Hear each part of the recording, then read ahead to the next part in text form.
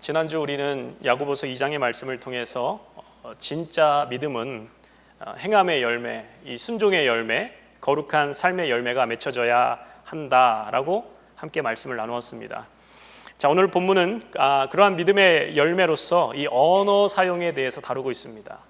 자, 우리의 삶은 이 말과 분리될 수 없습니다.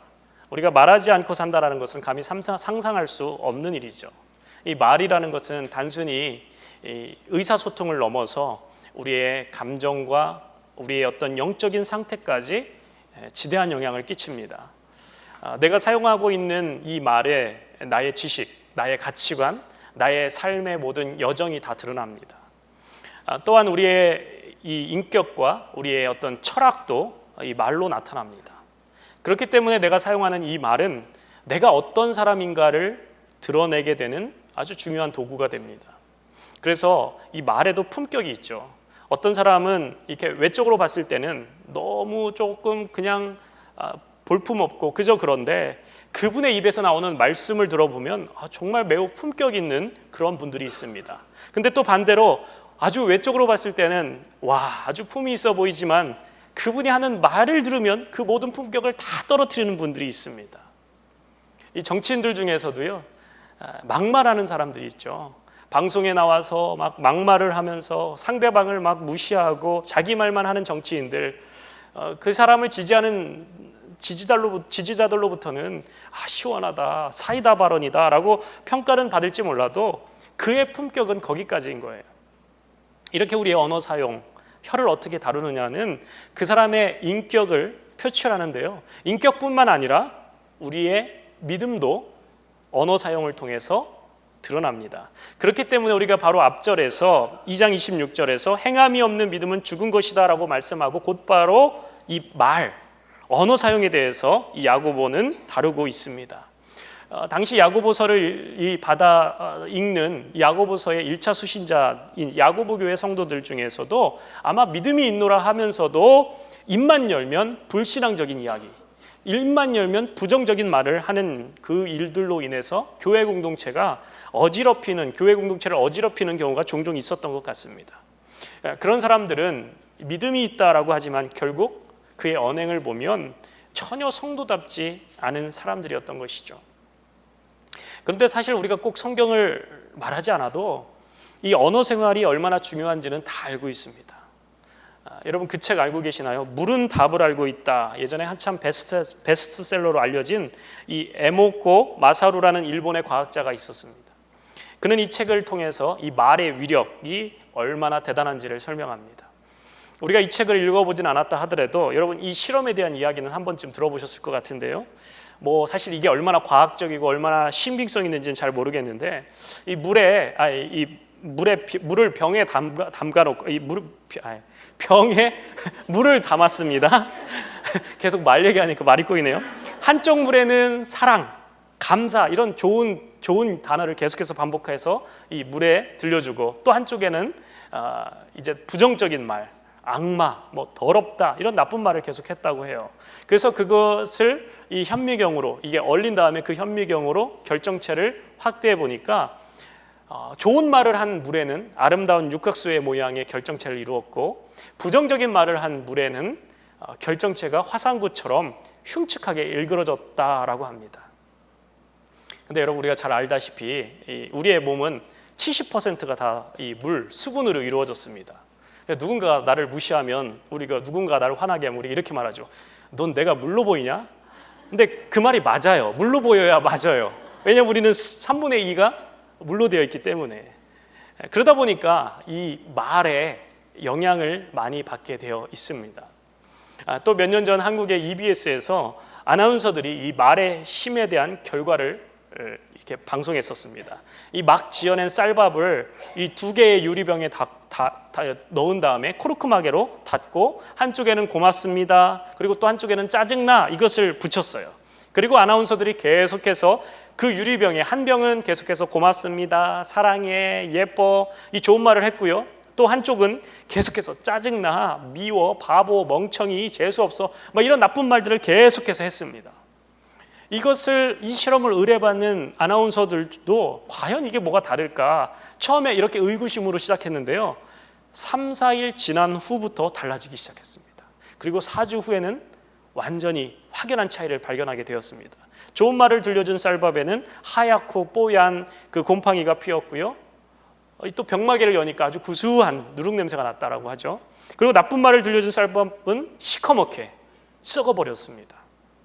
그래서 실험에 참가한 아나운서들조차도 이 실험의 결과에 대해서 놀라움을 금치 못했습니다. 그러면서 그 방송의 결말은 생명 없는, 감정 없는 이 쌀밥도 이러한 말의 위력이 나타나기 때문에 우리는 말을 조심해야 된다라는 그런 방송의 요지였습니다. 우리 남편 동지 여러분, 혹시나 아내가 밥을 지을 때 아내를 기분 상하게 하면 안 돼요. 아내가 밥하면서 막 투덜투덜 하면은요, 우리가 먹는 밥이 독약이 될 수도 있습니다. 아내들에게 조심해야 돼요. 특별히 밥 지을 때는 아내들을 기분 좋게 해드려야 됩니다.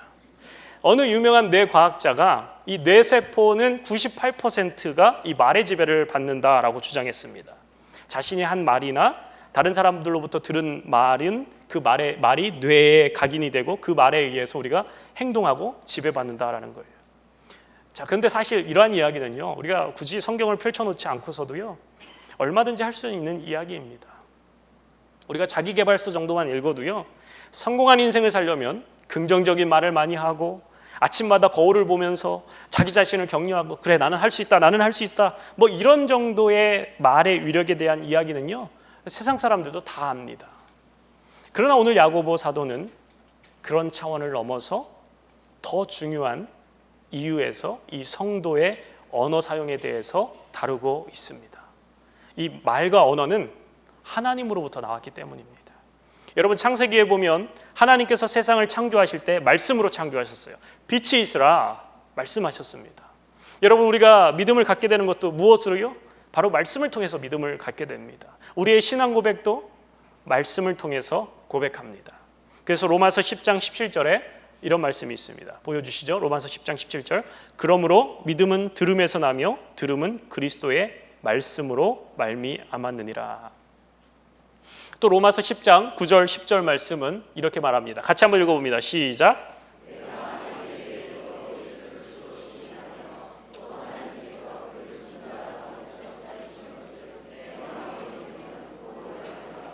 사람이 마음으로 믿어 의에 이르고 입으로 시인하여 구원에 이르느니라. 우리가 이 언어를 통하여서 우리는 우리 사상을 전수하고, 언어를 통하여서 다음 세대를 교육하고, 또 우리가 언어를 통하여서 하나님을 예배합니다. 우리의 말은 사람을 살릴 수도 있고 사람을 죽일 수도 있습니다. 따뜻한 한마디의 격려가 죽으러 가는 사람의 발걸음을 멈출 수 있게도 되고요, 또 잘못된 말 한마디가 한 사람의 인생을 파탄내기도 합니다. 우리가 누군가에게 얻어맞은 그 상처는 일주일 지나고 한 달 지나면 자연적으로 치료가 되지만, 누군가에게 말로 받은 상처는 잘 지워지지 않습니다. 특별히 어렸을 때 들은 말 한마디가 평생 한 인생의 걸림돌이 되는 경우도 있습니다. 1990년도에 한국 사회를 떠들썩하게 했던 탈옥수 신창원에 대해서 여러분 들어보셨습니까? 1997년에 탈옥해서 한 2년여 동안을 돈을 훔치면서 강도짓을 해서 그 당시 수많은 한국의 경찰, 군병력을 다 동원해서 그를 잡으려고 했지만 신출귀물하면서 잘 숨었기 때문에 온 국민을 두렵고 무섭게 만들었던 무기징역수였습니다.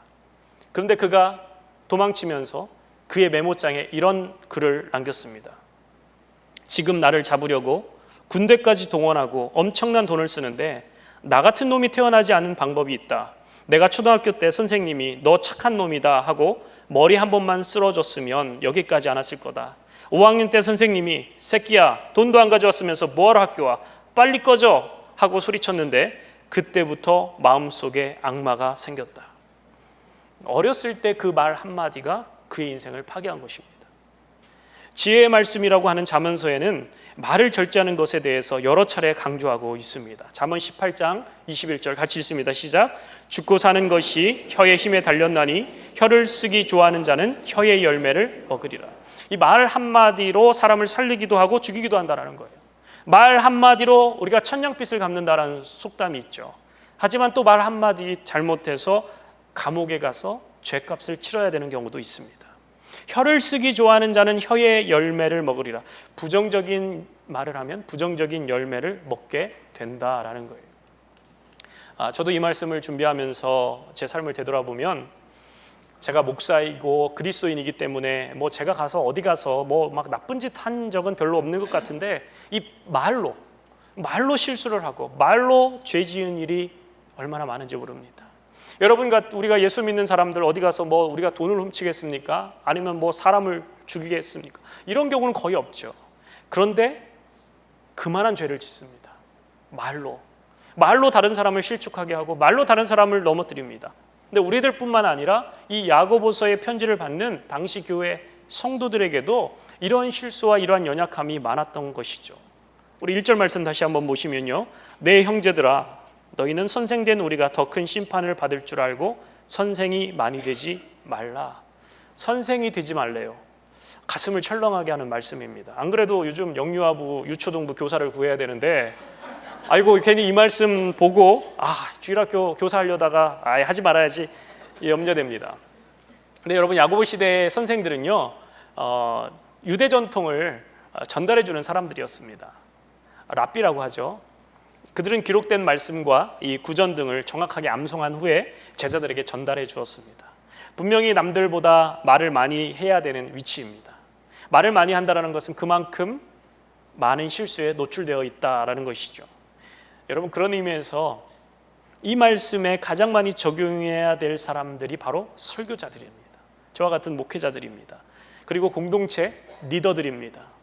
혀를 많이 사용하기 때문에 죄 지을 가능성도 더 많고 공동체를 잘못된 방향으로 이끌 수도 있다는 거예요.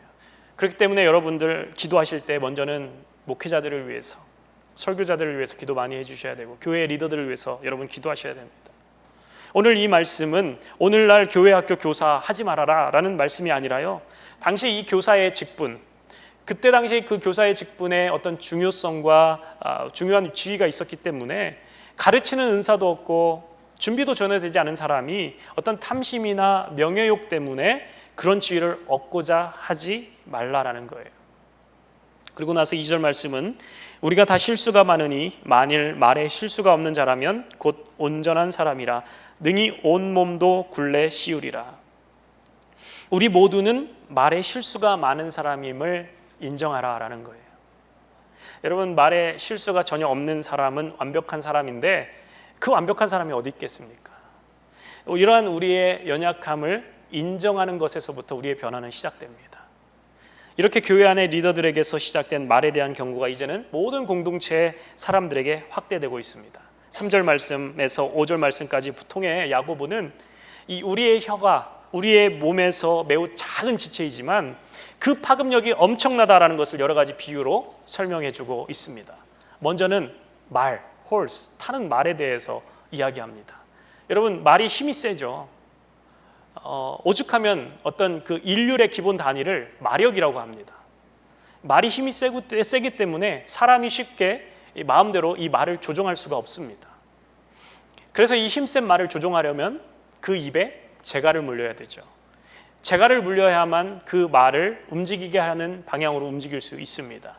아무리 힘센 말이라 하더라도 입에 재갈을 물리기만 하면 기수가 가고자 하는 방향으로, 오른쪽이면 오른쪽, 왼쪽이면 왼쪽으로 방향을 틀 수가 있습니다.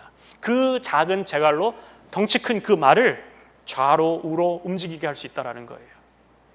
자, 또 야고보는 이 배를 비유합니다. 여러분, 그 큰 배를 조종하는 것도 결국은 뭐예요? 작은 키다라는 거예요. 몇백 톤급 되는 큰 화물선도 작은 그 키에 의해서 이 배가 조종되는 것처럼 우리의 작은 혀도, 우리가 작은 몸 안에서 작은 지체지만 그 영향력은 어마어마하다라는 거예요. 우리의 온 인격을 좌우합니다. 자, 그리고 또 다른 비유는 뭐냐면 산불의 비유입니다.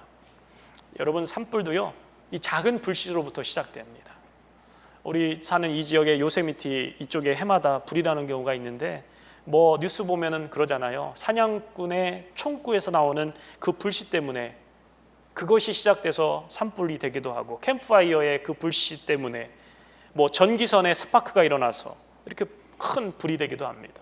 한국 같은 경우도 보면 강원도에 산불이 일어나고 이렇게 했을 때 보면 끄다만 담배꽁초 그 작은 거 하나 때문에 거대한 재해로 이어집니다. 이 작은 불꽃 하나가 큰 불을 일으켜 가지고 우리의 인생 전체를 불사를 수도 있습니다. 더 나아가서 믿음의 공동체를 무너뜨리는 산불이 될 수도 있다라는 거예요. 특별히 좋지 않은 이야기들, 루머, 가십, 부정적인 말들은요, 이 좋은 이야기보다 더 빨리 퍼져나갑니다. 여러분, 인간은요 기본적으로 죄성이 있기 때문에 불평하기 좋아하고 험담하기 좋아하고 부정적인 말하는 것을 더 좋아합니다. 그래서 뭐 서로 다투고 시기하고 상처 주고 이 죽이는 말들을 거침없이 내뱉게 되는 것이 우리의 본성입니다. 결국 다스려지지 않는 혀는 마음을 깨트리고 우리의 인생을 파괴하고 관계를 무너뜨리고 공동체를 파괴할 수 있다는 거예요. 우리 사랑하는 성도 여러분, 다른 사람에 대한 험담은 주지도 말고 받지도 마시기 바랍니다. 그게 여러분의 영혼을 지키는 것이고요, 상대방의 영혼을 지키는, 또 공동체를 지키는 길입니다. 집사님, 그거 혹시 알아요? 내가 사실 이 말까지는 안 하고 싶은데, 여러분 이렇게 시작하면 귀를 아예 닫으시기 바랍니다. 가십을 즐기는 사람들, 루머를 즐기는 사람들을 조심하셔야 돼요. 여러분, 우리는요 복음, 이 굿뉴스의 유통업자가 돼야지 배드뉴스, 가십이나 부정적인 말들의 유통업자가 되어서는 안 됩니다. 여러분, 공동체 안에서도요 이슈를 만들고 그 이슈를 확대 재생산해서 결과적으로 공동체에 해를 끼치는데 시작은 어디서부터 시작하느냐? 바로 이 작은 혀에서부터 시작합니다. 여러분, 우리가 꼭 기억해야 될 게 있어요. 오늘 야고보 사도가 경고하는 것처럼 큰 숲을 태우는 것은 이 작은 불입니다. 여러분, 사탄이 믿음의 공동체를 파괴시키는 최고의 매개체가 뭔지 아세요? 바로 혀예요. 혀라는 사실을 우리가 기억해야 돼요. 제가 하는 말이 아니라요, 오늘 이 야고보 사도가 오늘 3장 6절에서도 그렇게 말하고 있고 8절에서도 그렇게 말하고 있습니다. 여러분, 6절을 보시면 혀는 불의의 세계라, 혀는 우리의 몸 가운데 악의 세계다라는 거예요. 또 8절에 보면은 혀는 죽이는 독이 가득하다라는 거예요. 여러분, 혹시 여러분 중에 대인관계에 문제가 있는 분들, 대부분의 문제를 보면은요 바로 말로 인한 문제입니다. 말. 이 사람이랑 얘기를 하면 이상하게 그 말이 다른 사람에 옮겨지고, 저 사람이랑 말을 하면 자꾸 이상하게 기분 나빠지고 내가 뭔가 모욕받는 느낌이 들고. 여러분, 이런 사람을 좋아하는 사람은 별로 없습니다. 반대로 다른 사람을 칭찬하고 격려하고 하면은요 주변의 사람들이 붙습니다.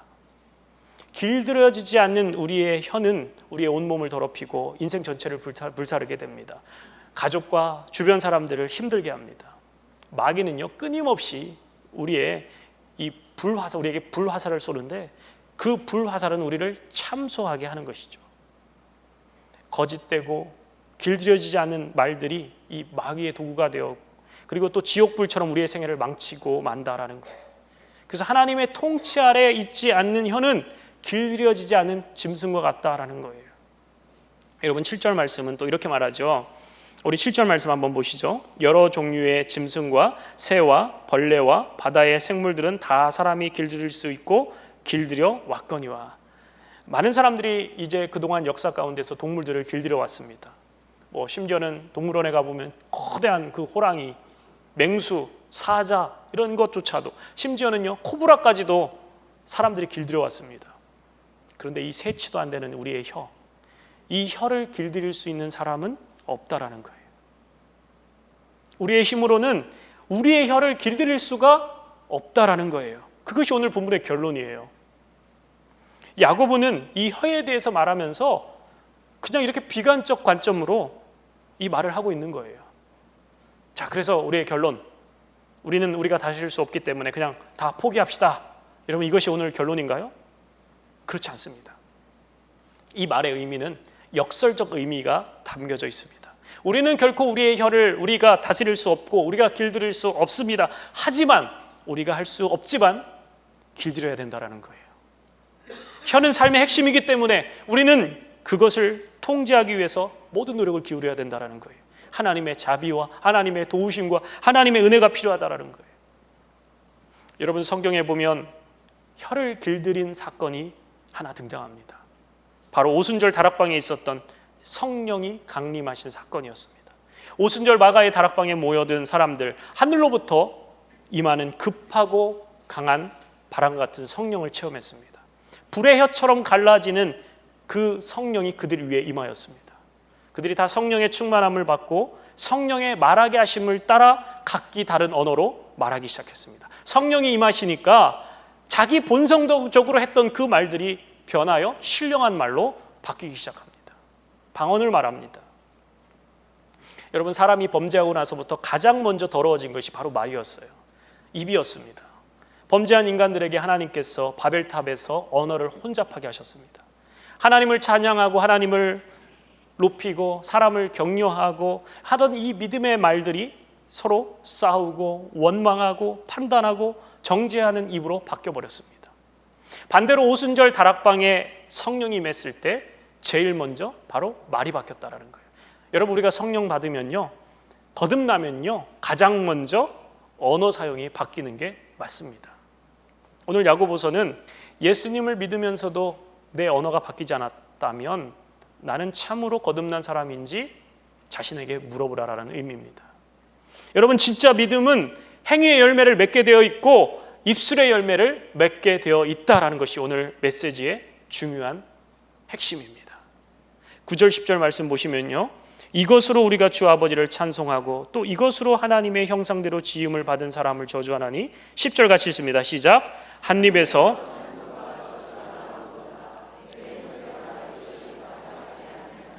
우리가 그리스도인이라고 하면서도 찬송과 저주가 한 입으로 말할 수 있겠냐라는 거예요.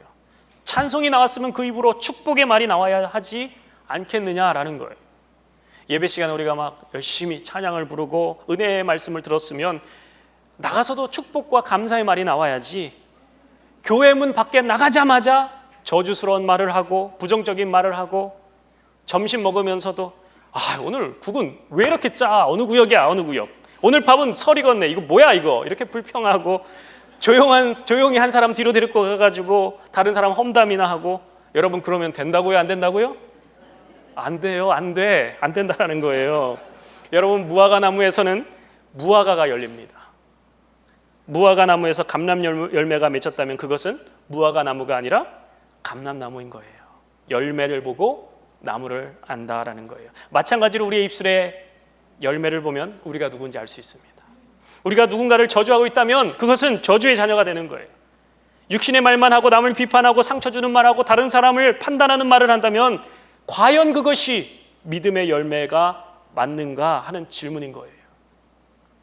물론 우리가 예수님을 믿어 거듭났음에도 불구하고 여전히 이 말의 습관이 바뀌지 않아서 불쑥불쑥 불신앙적인 말이 나올 수도 있습니다. 그러나 여러분, 우리가 반드시 기억해야 될 말씀이 하나 있는데요, 민수기 14장 28절 말씀 보겠습니다. 같이 한번 읽어봅니다. 시작. 그들에게 이르시기를 너희 말이 내 귀에 들린 대로 내가 너희에게 행하리니. 너희 말이 내 귀에 들린 대로 행하리라. 여러분, 출애굽한 이스라엘 백성들이 가나안에 들어가기 전에 가데스 바냐에서 이 12명의 정탐꾼들을 파송합니다. 그리고 그들이 돌아와서 보고했습니다. 똑같은 것을 봤는데 갈렙과 여호수아는 하나님께서 우리에게 주신 땅이니까 두려워하지 말고 가면 된다, 가나안에 들어가자라고 말합니다. 그런데 나머지 10명의 정탐꾼은 그곳의 민족들을 우리가 이길 수 없다라고 말합니다. 여러분, 우리가 어떤 것을 볼 때 우리는 객관적으로 보는 것 같지만 실상은 우리의 마음대로 봅니다. 우리가 어떤 말을 들을 때도요, 실상은 우리가 객관적으로 듣는 것 같은데 실상은 내가 듣고 싶은 대로 듣습니다. 내 마음대로 듣습니다. 여러분, 오늘 이 설교도요, 설교 듣고 나가셔서 어떤 설교 들었냐고 물어보면은 다 딴 얘기해요. 다. 처음 어떤 장면을 목격했지만 서로 다 상반된 평가를 하고 있는 거예요. 우리의 마음에 무엇이 있는가에 따라서 그 장면을 해석해냅니다. 갈렙과 여호수아는 그 마음에 전능하신 하나님이 있었기 때문에 그래서 불가능해 보이는 일도 할 수 있다라는 그 믿음의 눈으로 해석해버렸습니다. 반면에 나머지 정탐꾼들 10명의 정탐꾼 마음엔 하나님이 없는 거예요. 하나님 없이 세상을 인간적인 마음으로 보면은요, 모든 게 다 문제예요. 다 문제예요. 답이 없어요. 답이. 하나님을 믿었을 때는 문제가 답과 함께 있었습니다. 그런데 하나님이 없을 때는요, 답은 없고 문제만 보이는 거예요. 여러분, 우리가 말을 함부로 해서는 안 되는 내용이 여기 나옵니다. 이스라엘 백성이 광야에서 죽었더라면 좋았을 것을 이라고 말했어요. 여러분, 우리가 사람이 기가 막히면요, 너무 험한 꼴 당하면 우리가 그런 말 할 수 있잖아요. 힘들어 죽겠다, 못 살겠다, 요즘 같아서는 내가 그냥 죽을 것 같다. 여러분, 우리가 이런 말을 너무나 자연스럽게 합니다. 저도 어떨 땐 습관적으로 이런 말을 할 때가 많아요. 죽겠다, 바빠서 죽겠다. 우리 어르신들 앉았다 일어날 때 아이고 죽겠다 이러시면서 일어나시잖아요. 심지어는요, 우리가 배고파도 죽겠다, 졸려 죽겠다, 지루해 죽겠다, 웃겨 죽겠다, 배불러 죽겠다, 재밌어 죽겠다, 좋아 죽겠다. 여러분, 우리가 다 모두 죽겠다 얘기만 하니까 우리 인생에 죽을 일만 생기는 거예요. 여러분, 농담이 아니라요, 기억하십시오. 성도의 말은 영적인 작용을 합니다. 누가 듣고 계시다고요? 하나님이 듣고 계시다라는 거예요. 하나님이. 내 말에 들린 대로 내가 행하리라. 여러분, 어떤 분이 그래서 이렇게 말을 고정해 주시더라고요. 자꾸 죽겠다 하지 말고, 이 죽겠다라는 말이 습관됐으면 그냥 말을 조금만 천천히 해보라는 거예요. 죽겠다가 아니라 죽게 있다 이렇게 바꾸래요. 여러분, 힘들어 죽겠다가 아니라 힘들어 죽게 있다 이렇게 하라는 거예요. 장사가 요즘 잘 안 돼서 장사가 안 돼, 죽겠다가 아니라 장사가 안 돼서 죽게 있다. 좋아도 죽게 있다. 내 인생은 죽겠다가 아니라 내 인생은 죽게 있다. 할렐루야. 예, 그렇게 말씀하시라는 거예요. 하나님이 들으시고 너희 말이 내 귀에 들린 대로 내가 너희에게 행하리라 말씀하셨어요. 그리고 결과적으로 갈렙과 여호수아를 제한 20세 이상의 모든 이스라엘 백성들이 40년 동안의 그 광야 생활 가운데서 다 죽게 됩니다. 이스라엘 백성들이 여러분 정말 죽고 싶어서 그렇게 한 말이 아니었어요. 진정 마음은 살고 싶었을 거예요. 그러나 하나님께서는 그 입에서 나오는 말을 들으시고 그 말씀대로 행하신다라는 거예요. 여러분, 하나님은 어제나 오늘이나 동일하신 하나님이심을 믿습니다. 동일하게 역사하세요. 너희 말이 내 귀에 들린 대로 내가 너희에게 행하리라. 여러분, 하나님의 백성들의 말을 하면 하나님 귀담아 들으세요. 여러분, 우리가 살아오면서 얼마나 이 부정적인 얘기를 많이 했습니까? 저도 생각해 보면 해서는 안 될 말들을 참 많이 했던 것 같아요. 특별히 부부싸움 할 때, 힘들 때는 또 혼자 탄식도 많이 하면서 살았던 것 같습니다. 근데 아직까지 너무나 다행스럽게 그 저주의 말들, 제가 했던 그런 말들이 다 이루어지지 않았습니다. 왜 그럴까요? 하나님 오래 참으시고, 하나님 인내하시고, 하나님 우리가 다시 회개할 기회를 주시는 거예요. 우리가 내뱉는 축복의 말들은 하나님 바로바로 응답해 주시지만, 우리의 저주의 말들은 참으시고 인내하시고 회개해서 다시 주워 담기를 기다리시는 하나님의 은혜와 사랑 때문입니다. 하지만 결국에는요, 우리의 내뱉은 말대로 하나님 역사하시는 하나님이세요. 오래 참으시지만 끝까지 참지는 않으시는 하나님. 여러분, 우리가 무심결에 내뱉은 부정적인 말들, 파괴적인 말들, 저주의 말들에 대해서 하나님 앞에 우리가 철저하게 회개하는 시간이 있어야 돼요. 그리고 앞으로는 돌아버리겠다느니, 죽겠다느니, 미치겠다느니, 망할 놈이라느니, 여러분, 이런 말을 우리가 사용해서는 안 됩니다. 나의 입술의 모든 말과 마음의 묵상을 받으시는 하나님. 여러분, 교회에 나와서 예배 시간에 우리가 하나님을 찬양하고 기도하고 이것만 하나님 받으시는 것이 아니라 우리의 일상에서 우리의 모든 말과 우리의 모든 묵상을 하나님께서 받으시는 하나님, 우리의 말을 다 듣고 계신 하나님이시다라는 거예요. 그래서 모든 그리스도인들은요, 입에서 나오는 모든 말이 기도가 되어야 됩니다. 입에서 나오는 모든 말이 하나님을 찬양하고, 입에서 나오는 모든 말을 통해서 하나님을 예배해야 됩니다. 여러분, 한 입으로 두 말을 하는 우리의 입이 아니라, 한 입으로 만 가지의 각기 다른 말을 하는 사람이 아니라, 만 입이 내게 있어도 그 입 다 가지고 내 구주 크신 은총을 늘 찬송하는 저와 여러분의 입술이 되기를 축원합니다. 여러분, 시편 기자는 이렇게 기도했습니다. 여호와여, 내 입에 파수꾼을 세우시고 내 입술의 문을 지키소서. 성령님, 내 입술을 주장하여 주시옵소서. 하나님, 내 힘으로 할 수 없습니다. 내 혀를 다스려 주시옵소서. 나를 불쌍히 여겨주시고 내 입술에 파수꾼을 세워 주시옵소서. 우리가 기도하면서 하나님의 은혜를 날마다 구하시기 바랍니다. 스펄전 목사님은요 이렇게 말씀하셨어요. 내가 성령 충만하지 않으면 입을 열지 않겠노라. 여러분, 내가 성령 충만하지 않다면요 아예 그냥 침묵하십시오. 그것이 은혜입니다. 자꾸 인간적인 말만 쏟아나오게 됩니다. 여러분, 더러운 말은 차단하십시오. 더러운 말은 아예 듣지도 마시고 옮기지도 마시고 내뱉지도 마십시오.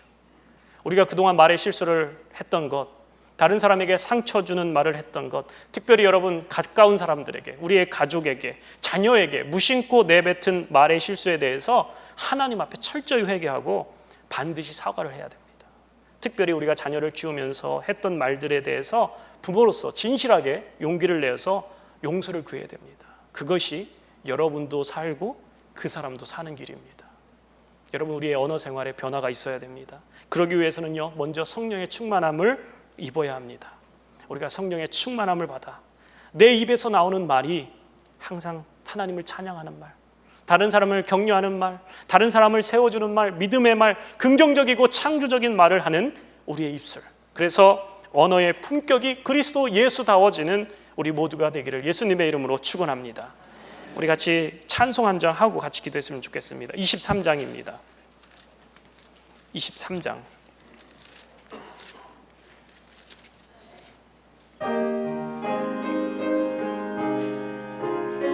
우리 한번 말씀 생각하면서 이 찬양합니다. 만입이 내게 있으면, 만입이 내게 있으면 그 입 다 가지고 내 구주 크신 은총을 늘 찬송하. 우리 1절 다시 합니다. 만입이 내게 있으면, 만입이 내게 있으면 그 입 다 가지고